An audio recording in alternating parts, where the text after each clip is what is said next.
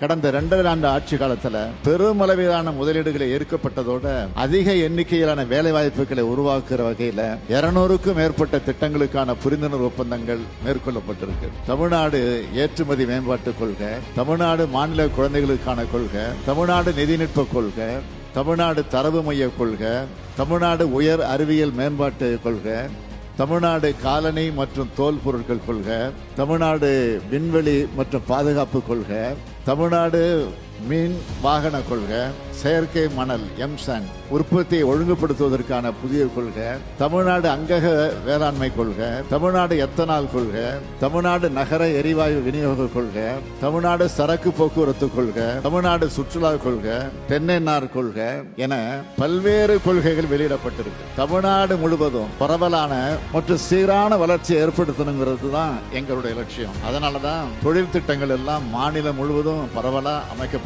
வருது. பல பின்தங்கிய மாவட்டங்கள்ல பெரும் அளவில் வேலை வாய்ப்பு உருவாக்குற விதமா முதலீட்டு திட்டங்கள் ஈர்க்கப்பட்டிருக்கு. இதன் மூலம் அந்த மாவட்டங்கள்ல இருக்கிற இளைஞர்களுக்கும் மகளிர்களுக்கும் அவங்க வசிக்கிற மாவட்டங்களிலேயே வேலை வாய்ப்புகள் அளிக்கப்படுவது மட்டுமில்லாம அந்த மாவட்டங்களுடைய பொருளாதார வளர்ச்சியும் பெருமளவில் அதிகரித்து வருது.